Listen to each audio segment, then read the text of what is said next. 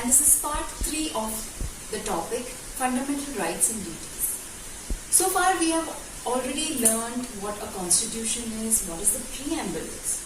In this video we will see different fundamental rights which are given to us by our constitution.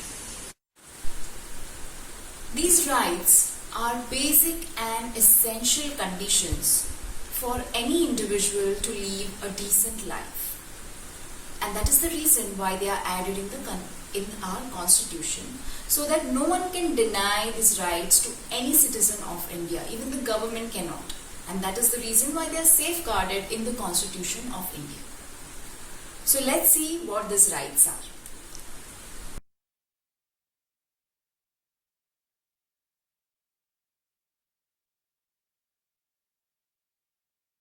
Right to equality.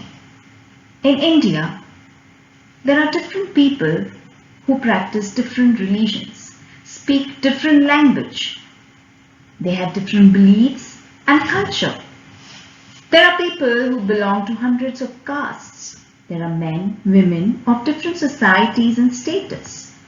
But they all are Indian citizens and all are equal in the eyes of the law. It is not that some laws are applicable to some and some laws are not applicable to some. All citizens have equal rights.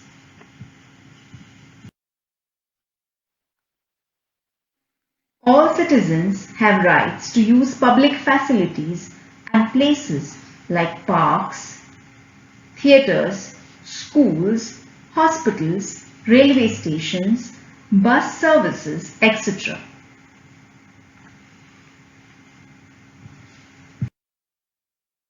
They have equal opportunities in the matter of government employment. Before independence, there was a practice of untouchability, where it was considered crime to touch certain section of people.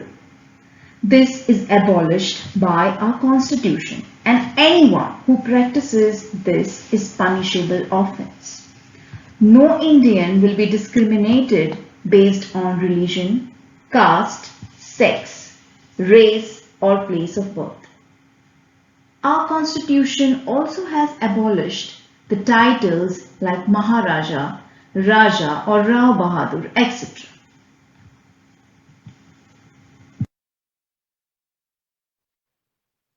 Right to freedom. Our constitution has guaranteed its citizens 6 freedoms. They are freedom of speech and expression, freedom of assembly, freedom of association, freedom of movement, freedom of resident, and freedom of profession, occupation, trade or business. Now let's see what exactly it means. Freedom of speech and expression. It means citizens of India are free to express their thoughts, their views through different medias like newspaper, television, radio, internet, etc. That doesn't mean that they can speak out whatever they wish. They are prohibited to talk whatever that disturbs peace and order in the society. Also, they are not to express any indecent or immoral views that would spoil name of any individual in the society. They are also prohibited to speak against the verdict given by court of law.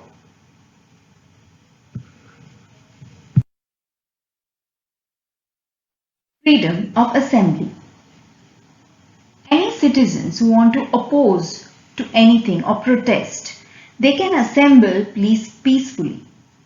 They can call for meetings or organize agitations, morning marches, that is Prabhat Feris, or protest rallies, etc. At the same time, when they gather in public places, they should not carry any weapons.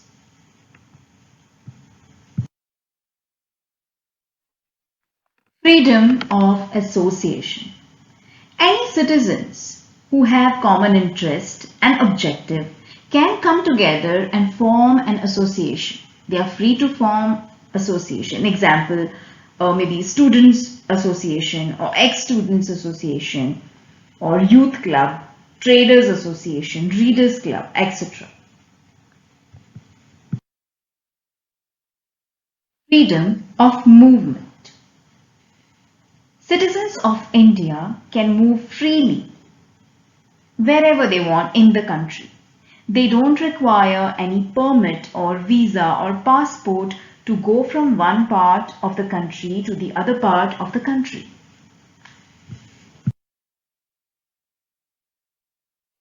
Freedom of residence and settlement. This gives Indian citizen freedom to reside or settle permanently anywhere in the country.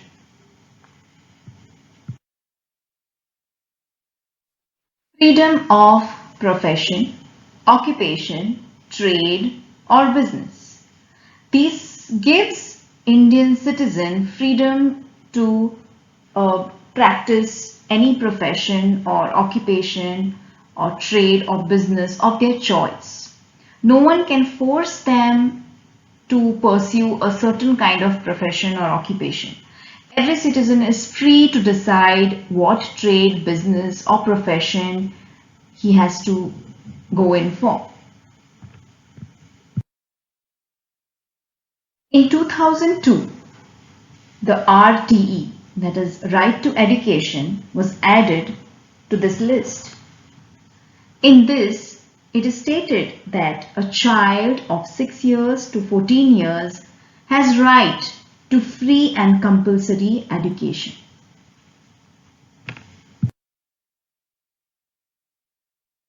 Right against exploitation. This protects the citizens from being ill-treated or made to work without any compensation or salary.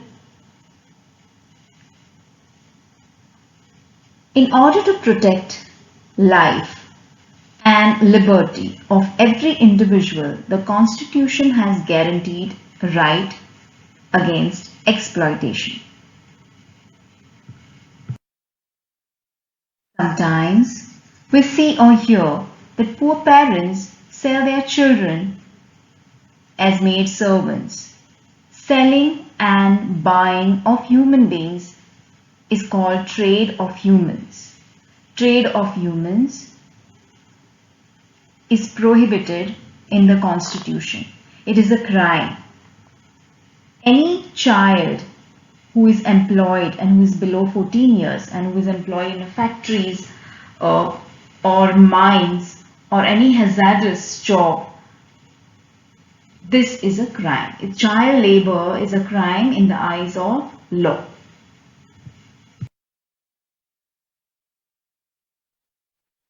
Right to freedom of religion.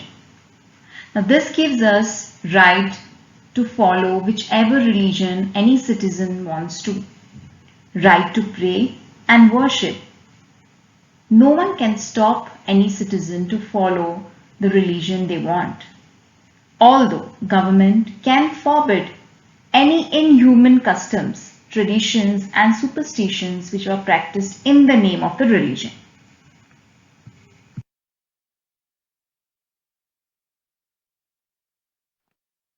Cultural and educational rights. Every person has the right to be educated in any educational institution. The state cannot impose any external culture on the people of the country. India is land of diversity, and in order to preserve it, this constitution have assured cultural and educational rights. It also gives minority community to establish their separate educational institutions to to conserve and nurture their language, culture, tradition, etc.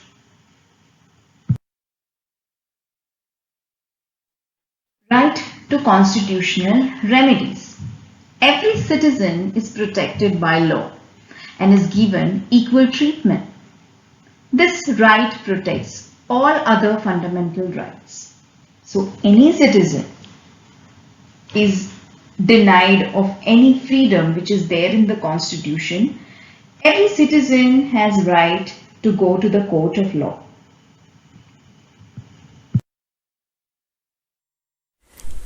So these are the fundamental rights which our constitution gives us. The citizens of India enjoys these rights, but we also should remember that we have some duties towards our motherland. Rights and duties are inseparable.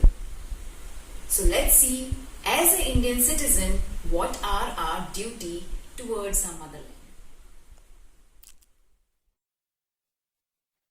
Citizens of India enjoy certain fundamental rights, but they also have certain duties towards their motherland. These duties are called fundamental duties, and they are as follows.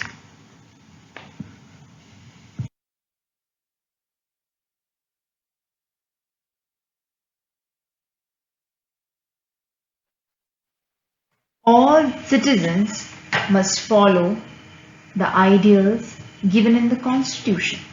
We must respect our Constitution, national flag, and national anthem. These are symbols of our country, and we have to respect them.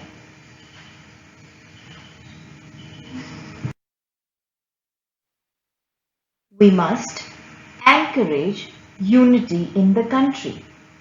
In our country, we are free to follow our own beliefs, but we should not forget that we are one family, so that our country remains united.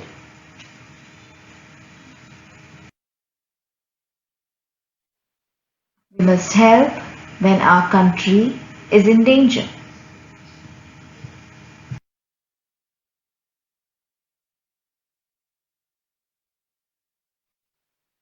We must take care of our environment. Wildlife is important for our survival. Cutting of trees or hunting is illegal. We must protect and preserve our environment for the future generations. We must protect public property, especially the heritage sites. People go to see these heritage sites, but knowingly or unknowingly they cause damage, maybe by scribbling on it, or they don't take enough care of these things. It is our duty to preserve our rich heritage.